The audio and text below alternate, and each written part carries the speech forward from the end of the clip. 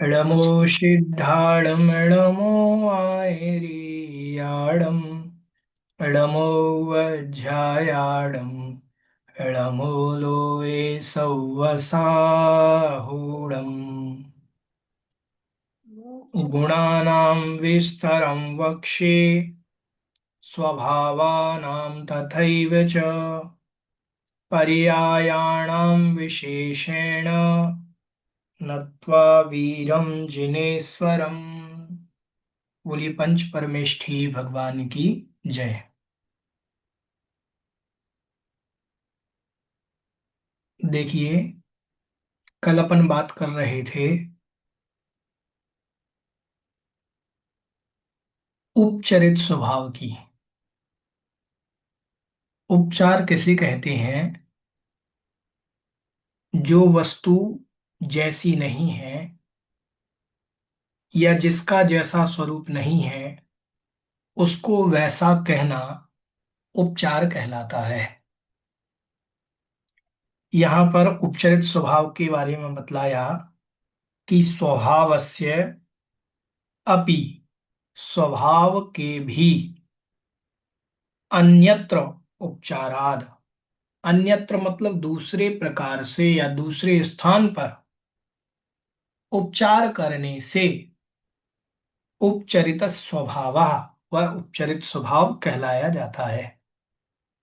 ठीक है। अब अगला सूत्र कह रहे हैं 124 नंबर सूत्र, सद्वेधा कर्मज स्वाभाविक भेदात, सद्वेधा कर्मज स्वाभाविक भेदात यथा जीवस्य मूर्तत्व मचेतनत्वम्, यथा जीवस्य मूर्तत्व मचेतनत्वम् यथा सिद्धानां परज्ञता परदर्शकत्वं च। ठीक है। देखें अर्थ, साद्वेधा, सा मतलब वह कौन? उपचरित स्वभाव। वह उपचरित स्वभाव द्वेधा, दो प्रकार का है। कितने प्रकार का है? दो प्रकार का। कर्मज स्वाभाविक भेदात, एक तो कर्मज उपचरित स्वभाव है और एक स्वाभाविक उपचरित स्वभाव है। दो प्रकार के भेद हुए। एक कर्मज, कर्मज मतलब कर्मों से उत्पन्न होने वाला उपचरित स्वभाव, कर्मों के माध्यम से प्राप्त होने वाला उपचरित स्वभाव, और एक हो गया स्वाभाविक भेदात, स्वाभाविक उपचरित स्वभाव। ठीक है। यथा, उदाहरण दे रहे हैं, यथा मतलब जैसे, जीवस्य, जीव के, जीवस्य मतलब जीव के, मूर्तत्वम अचेतनत्वम, जीव का मूर्तिक हो जाना। जीव मूर्तिक भी है कि नहीं है? अपन ने वर्ण रस पंचगंध, वर्ण रस पंचगंधा दो फासा अठ्ठनिच्छया जीवे नो संति अमुत्ति तदो। फिर आगे क्या कहते? व्यवहारा मुत्ति बंधा दो, व्यवहार नय से वह जीव मूर्तिक है। क्यों है? क्योंकि बंधा दो, बंध आदि उसमें पाए जाते हैं, कर्म बंध पाया जाता है। तो कर्म बंध के कारण, कर्मों से लिप्त होने के कारण, कर्मों का संयोग होने के कारण इस जीव को मूर्तिक भी कहा जाता है। ठीक है। और अचेतनत्वम, और अचेतन भी कहा जाता है। चेतन क्या, अचेतन क्या? हमारी आत्मा में जो ज्ञान है वह चेतनत्व है, और जो अज्ञान है वह अचेतनत्व है। समझ में आया? इस अपेक्षा से, कर्म की अपेक्षा से अचेतनत्व है। जितना ज्ञान है वह चेतनत्व हुआ, और जितना अज्ञान है वह अचेतनत्व हुआ। अज्ञान किसका भाव है? उद्गल का, कर्मजन्य होता है। ठीक है। वह कैसे होता है? कर्मजन्य होता है। समझ में आया? तो यहां पर कहा गया है कि जो अज्ञान है वह अचेतनत्व हो जाएगा। अब आत्मा में ही है अभी अज्ञान, इस कारण से हम इसको अचेतनत्व कहेंगे। ठीक है, स्पष्ट हुआ विषय? अब ये तो हुआ कर्मज। कर्मज का तात्पर्य होता है कर्मों से उत्पन्न। कर्मों से ही उत्पन्न होने के कारण, कर्मों के संयोग के कारण यह आत्मा मूर्तत्व बनी, और कर्मों के संयोग के कारण यह आत्मा अचेतनत्व बनी। ठीक है रुचि जी? भैया जी, जब ज्ञान जीव का गुण है तो अज्ञान जो है वो तो मिथ्या दृष्टि जीव को होता है। तो है तो वो ज्ञान की ही पर्याय है ना। तो उसको नहीं, हमने पुद्गल क्यों कहा? देखिए, ज्ञान है केवल ज्ञान, अनंत ज्ञान। क्या है? अनंत ज्ञान। अनंत ज्ञान आत्मा का गुण है। अनंत ज्ञान पर ज्ञानावरणी का आवरण पड़ा कि नहीं पड़ा? हाँ जी। तो जितना ज्ञानावरणी का आवरण है वो अज्ञान रूप है। अच्छा। जितना ज्ञानावरणी का क्षयोपशम है वो ज्ञान रूप है। अच्छा। समझ में समझ आया? गई। हमारी हम्म। आत्मा में ज्ञानावरणी कर्म तो है, अज्ञान रूप की नहीं है, उसी ने तो अज्ञान करके रखा हाँ। है। हाँ। समझ में आया? ऐसे समझना है। हम्म। ठीक है। हम्म।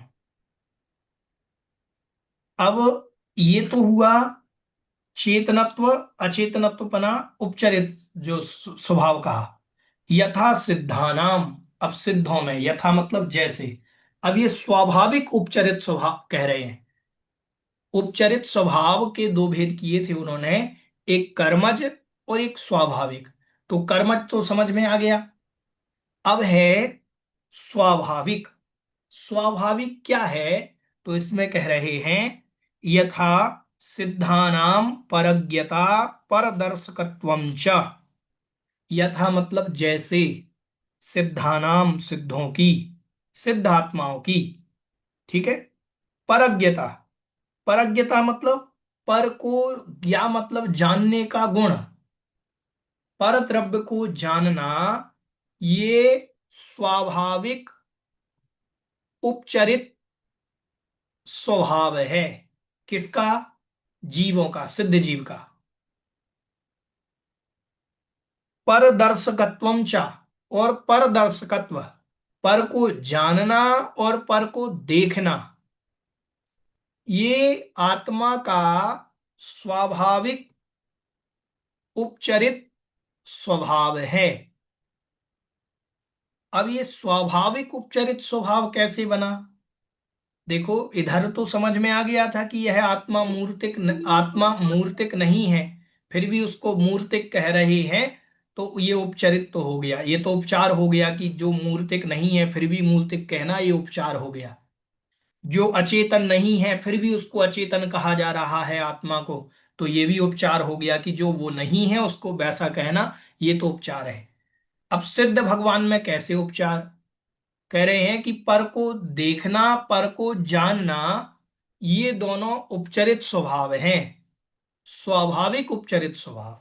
ये तो कैसे हुआ उपचार? कैसे हुआ उपचार? ऐसे हुआ कि सिद्ध भगवान पर को जानते नहीं, पर को देखते नहीं। सिद्ध भगवान आत्मज्ञ हैं।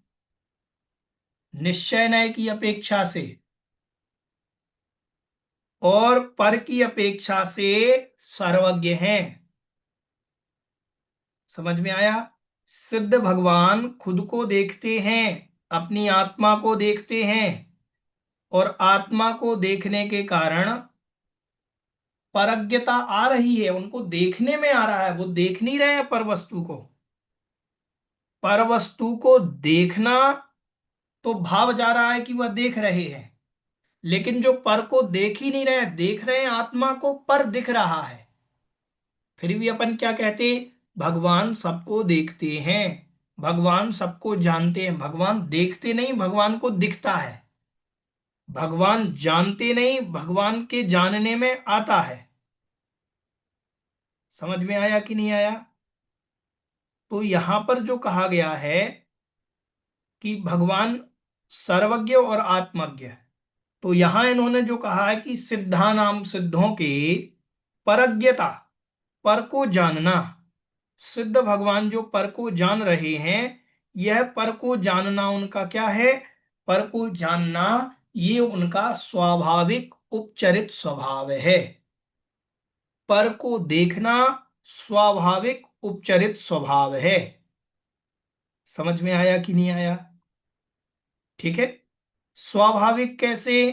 क्योंकि वह कर्मजन्य नहीं हो रहा है, कोई कर्म उनसे नहीं करा रहा है कि आप उसको देखो, आप उसको जानो।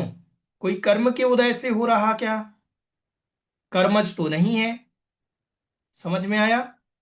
तो कर्मज नहीं है। एक दो गाथाएं जो हैं आती हैं, नियम सार जी की ये गाथाएं हैं। भैया जी इसे शुरू से समझा दीजिए दोबारा से। भैया जी एक बार उपचरित स्वभाव भी समझा दीजिए दोबारा। उपचरित कंफ्यूजन हो रहा है स्वभाव भैया का जी। तात्पर्य समझें। उपचरित का तात्पर्य होता है उपचार करना। मैंने कहा गृहस्थ उपचार से महाव्रती कहा गया रत्नकरंडक श्रावकाचार में। आरिकाओं को उपचार से महाव्रती कहा गया। अब आरिकाएं उपचार से महाव्रती हैं, महाव्रती नहीं है। समझना। उपचार का तात्पर्य होता है जो वस्तु का स्वरूप नहीं है उसको फिर भी वैसा कहना, ये उपचार कहलाता है। वर्तमान में क्या देखने में आ रहा कि आरिकाएं अपने आप को महाव्रती मान बैठी हैं।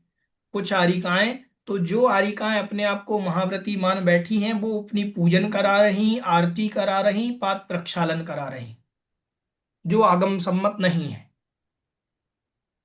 ठीक। अब वो क्यों करा रही? तो वो कहती हम महाव्रती हैं। वो क्या कहती कि हम महाव्रती हैं। नहीं, महाव्रती नहीं है, महाव्रत का उपचार है। उपचार से महाव्रती है, महाव्रती नहीं है। समझ में आया? उपचार तो क्या भैया जी ये व्यवहार में से माना कैसे? जाएगा? व्यवहार नय नहीं होता इधर। व्यवहार अच्छा। नय ही है। ये जो क्रिया है वो सारी व्यवहार की ही है, उसमें निश्चय व्यवहार नहीं लगेगा। अच्छा। क्रिया है, वो कहेंगे निश्चय से हम महाव्रती हैं, नहीं, व्यवहार से ही महाव्रती है। तो क्या भैया जी माता जी का अगर पाद प्रक्षालन किया जाए तो गलत है क्या? गलत है, आगम सम्मत नहीं। भैया जी ये वाला तो समझ में आ गया, माता जी वाला उदाहरण। एक हाँ, बार ये जो अभी इसमें एक 18 और में। उदाहरण देते हैं, समझे थोड़ा, एक और देते, पूरा समझाते विषय। ऐसे ही गृहस्थों को कहा गया, रत्नकरंडक श्रावकाचार में कहा गया कि यदि गृहस्थ प्रत्याख्यान तनुत्वात् मंदतराश्चरित्र मोह परिणाम, फिर सत्वेन दुरवधारा महाव्रताए प्रकल्प्यन्ते, ऐसा एक श्लोक आता है कि प्रत्याख्यान तनुत्वात्, प्रत्याख्यानावरण कसाय के कमजोर हो जाने से। प्रत्याख्यानावरण गई नहीं, प्रत्याख्यानावरण कमजोर हो गई है। तो प्रत्याख्यान तनुत्वात्, मंदतराश्चरण मोह परिणामा, मंदतर पड़ गए हैं चारित्र मोहनी के परिणाम। ठीक है। फिर सत्वेन दुरवधारा, सत्वेन मतलब सत्व, अस्तित्व, जिसके अस्तित्व का निर्धारण करना, दुरवधारा, बड़ा कठिन है उसका अवधारणा करना कि है कि नहीं है। कौन? प्रत्याख्यान आवरण कसाय। इतनी कमजोर हो गई है कि पता ही नहीं लग रहा है कि प्रत्याख्यान आवरण है कि नहीं है, लेकिन है। तनुत्वा, इसीलिए महाव्रताय प्रकल्प्यन्ते, महाव्रत की प्रकल्पना की जाती है, महाव्रती नहीं हुए। समझ में आया? कल वो गृहस्थ भी कहेंगे दो प्रतिमाधारी कि मैं भी महाव्रती हूं, मेरी भी पूजा करो, मेरे भी अर्घ चढ़ाओ, मेरी भी पाद प्रक्षालन करो। देखो लिखा है कि नहीं लिखा है, महाव्रताय प्रकल्प्यन्ते। और एक स्थान पर नहीं, दो तीन स्थानों पर लिखा। चेलोपसृष्ट मुनिरेव, सामायिक करते समय क्या लिख दिया? चेल उपसृष्ट मुनि ही एव, बस वस्त्र तो ही तो ढके हैं सामायिक करते समय दो प्रतिमाधारी के। दो प्रतिमाधारी वस्त्र वस्तु ही पहने हैं, वह दो प्रतिमाधारी के शरीर पर वस्त्र है, बाकी के मुनि के समान है। मुनि के समान है, मुनि नहीं है। समझ में आया? नहीं तो सामायिक करते समय हम जाएं, वो व्रती सामायिक कर रहे हैं, सामायिक करते समय हम उनको अर्घ चढ़ा लें, हो सकता है उनका पाद प्रक्षालन कर लें, उनकी पूजन कर लें। नहीं, महामुनि ऋव है, मुनि नहीं है। महाव्रती जैसे प्रतीत हो रहे हैं, महाव्रती नहीं है। ऐसे ही उपचरित स्वभाव होता है, जो स्वभाव वस्तु का नहीं है फिर भी वैसा कहा जा रहा है। कैसे? जैसे यह आत्मा मूर्तिक नहीं है, फिर भी हम कह रहे हैं मूर्तिक है। यह आत्मा अचेतन नहीं है, फिर भी हम कह रहे हैं अचेतन है। क्यों कह रहे हैं? क्योंकि कर्मज, कर्म से उत्पन्न होने के कारण ऐसे परिणाम उस आत्मा में आ गए कि उसको अचेतन कहना पड़ रहा है, उसको मूर्तत्व कहना पड़ रहा है। ये उपचरित स्वभाव है, वो उपचार किया जा रहा है उस आत्मा पर कि भैया आप यूं मूर्त हो। भैया यूं कह सकते हैं, किसी अपेक्षा से उसको ऐसा कह सकते हैं, अपेक्षा। अरे हाँ, अपेक्षा से ही तो उपचरित स्वभाव है ना। उपचार से, वस्तु वैसी नहीं है फिर भी उस पर उपचार करना पड़ेगा कि नहीं, कहना करना पड़ेगा। अपेक्षा क्या अपन शुद्ध वाली ही लगाएंगे, क्या अशुद्ध वाली नहीं लगाएंगे? बताओ। हम ये कहने लग जाएं, देखो अपेक्षा अपन मानते हैं कि आत्मा अलग है, शरीर अलग है। चलो अपेक्षा से मान लिया अपन ने। देखो अपेक्षा को बहुत अच्छे से समझते हैं अपन। क्या होता है, अपन अपेक्षा से शुद्ध मान लेते हैं, और अपेक्षा से जब हाथ जल रहा हो तब अपेक्षा लगाओ कि मैं नहीं जल रहा हूं, अग्नि से हाथ नहीं हटाएंगे, तब अपेक्षा लगाइए। तब क्या प्रतीति हो रही है उस समय? भूख लग रही है, प्यास लग रही है, शरीर में कष्ट हो रहा है, उस समय क्या प्रतीति हो रही है? ये प्रतीति आ जाती है कि बुखार मेरे को नहीं है, शरीर को है। बताओ, आती क्या प्रतीति? वहां अपेक्षा लगाइए। नहीं, मानना पड़ेगा कि मैं भी इसमें हूं, ये मेरा है, ये मैं ही हूं। समझ में आया कि नहीं आया? मतलब हम आत्मा वहां को ही हम शरीर मान रहे हैं। मतलब किनको? मतलब शरीर को भी हम आत्मा मान रहे हैं, है ना? नहीं, तभी तो हाँ, हम आत्मा उसमें। को मूर्तिक मान रहे हैं औपचारिक स्वभाव से, शरीर हाँ। को भी आत्मा मानना, ये भी शरीर पौद्गलिक में औपचारिक स्वभाव हो जाएगा। इस हम्म। शरीर को आत्मा मानना पुद्गल का कर्मज, पुद्गल का उपचरित स्वभाव है ये। हम्म। पुद्गल आत्मा थोड़ी है, लेकिन फिर भी उस पुद्गल को आत्मा कहा जा रहा है। हम्म। समझ में आया कि नहीं आया? तो हम्म। अपन जो हर जगह ये गलत धारणाएं क्या बनी, गलत धारणाएं मात्र इसलिए बन जाती है कि उपचार का तात्पर्य हम समझ नहीं पाए। कथन मात्र को हम समझ नहीं पाए। हमने जहां आत्मा की बात आई वहां कह दी मैं तो शुद्ध हूं, मैं बुद्ध हूं, मेरा कुछ नहीं, कोई कुछ नहीं बिगाड़ सकता, मेरा कुछ नहीं हो सकता। फिर जब भूख लगती है, थाली सामने हो, तो बोलो नहीं आज खाना नहीं खाना। खाना तो शरीर खाता है, आत्मा थोड़ी खाती है। कल भी खाने के लिए बैठो तो बोले नहीं आज भी नहीं खाना। खाना तो शरीर खाता है, आत्मा थोड़ी खाती है। तीसरे दिन फिर यही सोचो, हो जाएगा क्या? नहीं।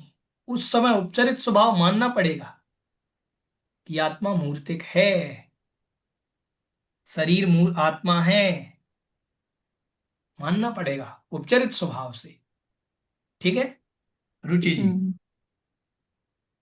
हाँ जी भैया, जो तो फिर जो ये मूर्त तत्व तो समझ में आ गया भैया जी, और जो अचेतनत्व है वो आपने अज्ञान की अपेक्षा बताया है। हाँ जी, कर्मज कहा ना उन्होंने, कर्मज, हाँ, कर्मज कर्मठ है। रहती है।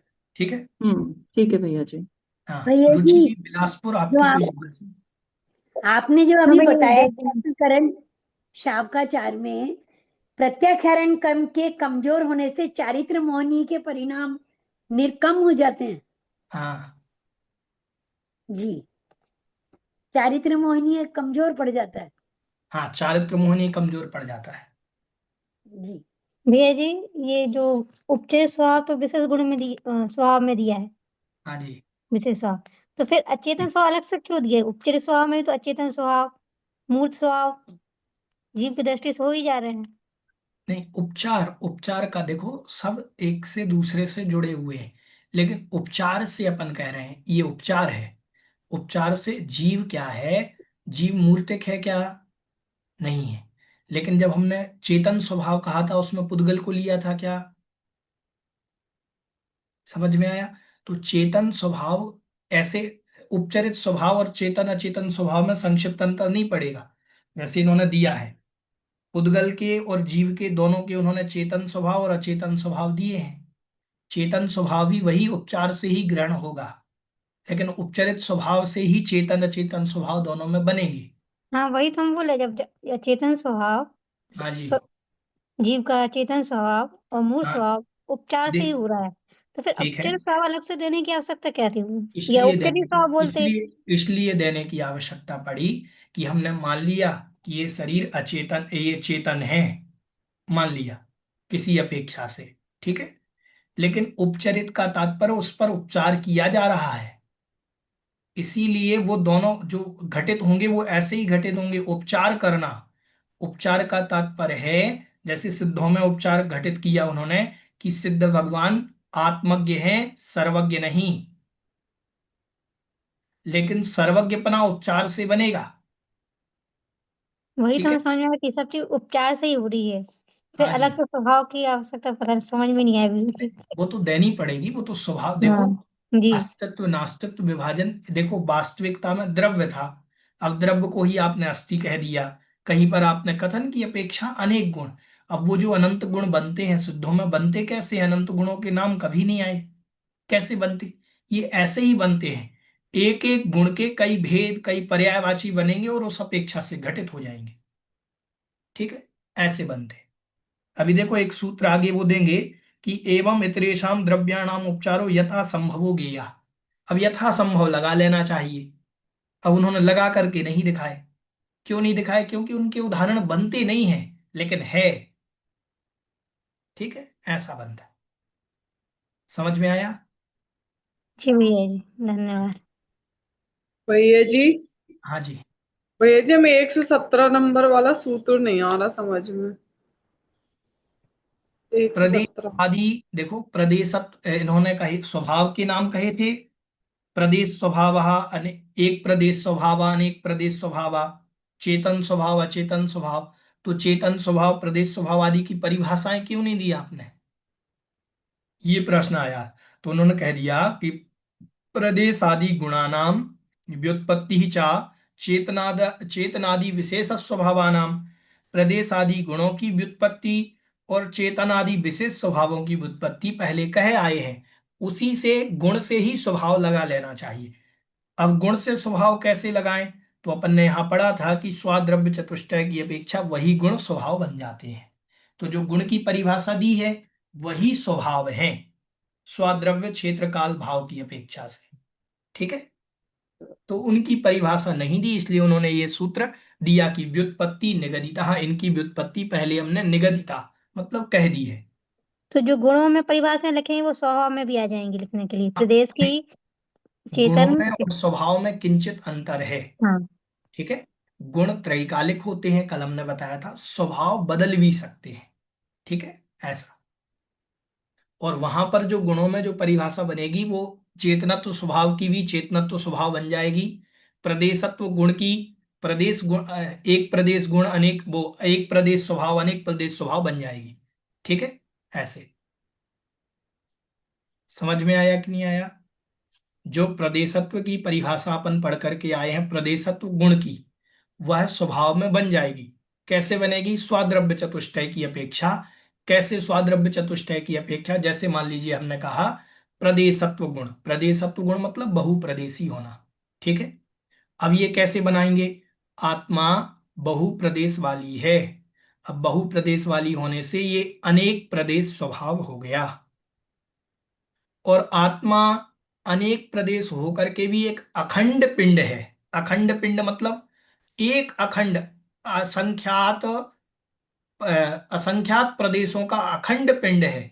तो ये एक प्रदेश भी हो गया, आत्मा एक प्रदेशी भी है और अनेक प्रदेशी भी है, अखंड पिंड की अपेक्षा से। ठीक है, ऐसे। अनेक मोनिका जी। प्रदेश का एक आधार होने से। हाँ, अनेक प्रदेशों का एक आधार कौन है? आत्मा। आत्मा, इसलिए एक प्रदेशी हुए। अखंड पिंड है और वो टूटती तो है नहीं जी। इस अपेक्षा से। ठीक है, हाँ भैया मोनिका जी, जी। भैया ये जी, धर्म भैया जी जय श्री। भैया हाँ जी, जी, जो स्वभाव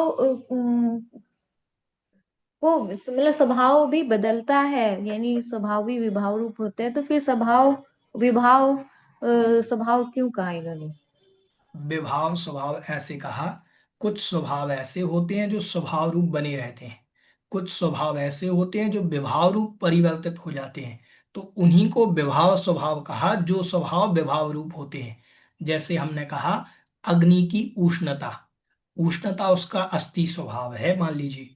ठीक है, लेकिन अग्नि में विभाव स्वभाव नहीं पाया जाता। विभाव स्वभाव कैसे? विभाव स्वभाव ऐसे कि उसके विभाव स्वभाव कैसे, उसमें अग्नि की मान लीजिए हमने अस्थि स्वभाव में माना उष्णता, तो उष्णता कभी भी अग्नि ठंडी नहीं हो सकती अग्नि, तो उसमें विभाव स्वभाव नहीं बनेगा। समझ में आया? लेकिन पानी है, पानी का स्वभाव है शीतलता, शीतलता स्वभाव है, लेकिन हाँ पानी जी। को गर्म कर लिया तो उष्ण हो हम्म। गया कि नहीं हो गया? तो ये हम्म। उष्णता उसकी विभाव स्वभाव है। हम्म। ठीक है, ऐसे। अच्छा, तो ये मतलब कुछ द्रव्यों में बनेगी, कुछ भी हाँ नहीं जी, बनेगी। हाँ जी। ठीक और जो स्वभाव जो विभाव रूप होता है वो अलग है। हाँ, वो स्वभाव विभाव यहाँ नहीं, यहाँ सामान्य स्वभाव विशेष स्वभाव जो सामान्य चर्चा चल रही, वो जो स्वभाव विभाव अपन पढ़ते हैं कि आत्मा जो अपन द्रव्य संग्रह आदि में पढ़ करके आए, वो अलग चीज है। ठीक है, ठीक है, ओके, धन्यवाद भैया जी। हाँ जी, समता जी। जय जिनेन्द्र भैया जी। हाँ जी, जय जिनेन्द्र। भैया जी, ये धर्मापेक्षया स्वभावा गुणा न भवन्ति और स्वद्रव्य चतुष्टयापेक्षा परस्पर गुणा स्वभावा भवन्ति, इन दोनों में समझ नहीं आया। कल हमने बताया था धर्म अपेक्षया स्वभाव गुण गुणा न भवन्ति, धर्म की अपेक्षा से स्वभाव गुण नहीं होते। सबका धर्म मतलब होता है अपना अपना नेचर, अपना अपना, जैसे भव्य, भव्यत्व भाव है। भव्यत्व भाव क्या कहता है? कि मुझमें सम्यक दर्शन ज्ञान चारित्र धारण करने की योग्यता है। अब ये भव्यत्व भाव है, इस अपेक्षा से स्वभाव है। ठीक है, लेकिन गुणा ना भवंती, ये गुण नहीं है, ये त्रैकालिक नहीं रहता, भव्यत्व स्वभाव नष्ट भी हो जाता है सिद्ध बनने के पहले। तो ये स्वभाव तो है, अनादिकाल से है लेकिन ये नष्ट भी हो जाता है। समझ में आया? ये गुण नहीं है लेकिन आत्मा का कि भव्यत्व गुण हो, भव्यत्व गुण होता तो सिद्धों में भी पाया जाता, जीवत्व गुण होता तो सिद्धों में भी पाया जाता। अगर अभव्यत्व गुण होता तो सिद्धों में भी पाया जाता। ये गुण नहीं है, गुण त्रैकालिक होते हैं। क्या अब सिद्धों में अभव्यत्व नाम का गुण पाया जाता? नहीं पाया जाता। ठीक, स्वाद उसका नेचर है वैसा। अब कह रहे हैं स्वाद्रव्य चतुष्टय अपेक्षया परस्परम गुणा स्वभाव भवंती। स्वाद्रव्य चतुष्टय की अपेक्षा से, स्वाद्रव्य मतलब स्वयं द्रव्य, जैसे मान लीजिए हमने कहा चेतन द्रव्य, ठीक है।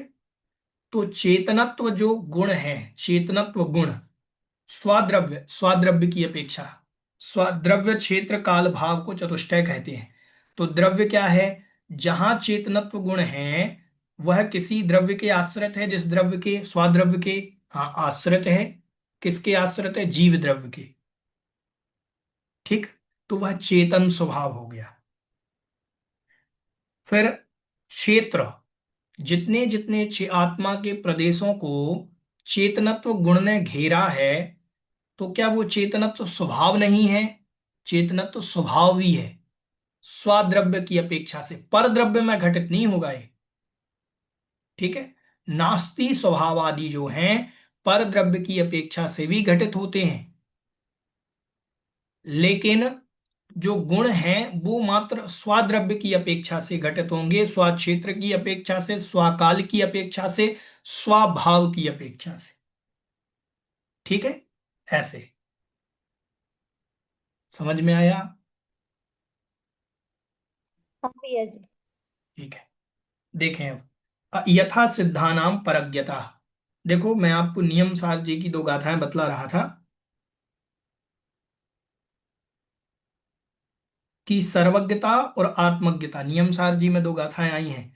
अप सर्वम पेक्षति लोया लोयम न केवली भैवम जय कोई भड़ई एसम तस्य किम दूषणम होई।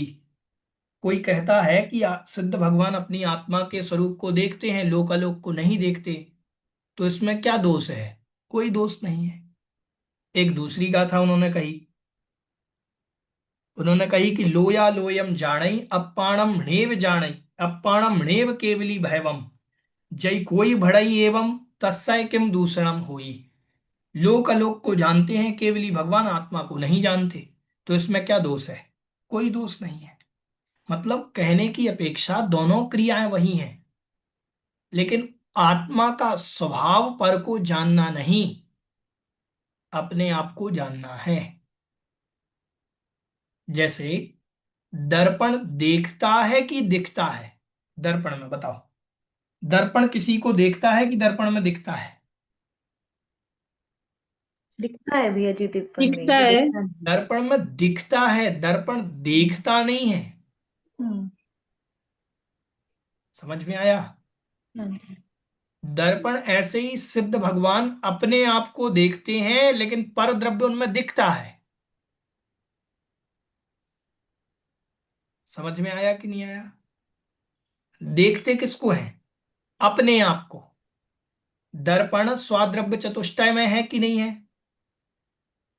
दर्पण अपने आप में पूर्ण है, वह उसका द्रव्य है, क्षेत्र है, काल है, भाव है, वो स्वयं में अपने आप में है, वही अपना परिवर्तन कर रहा है, वो परिणमन हो रहा है।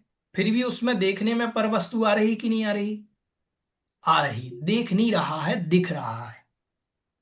ठीक है, ऐसे ही भगवान का जो ज्ञान है वह भगवान आत्मा को जानते हैं, लेकिन पर को जानने में आ रहा है।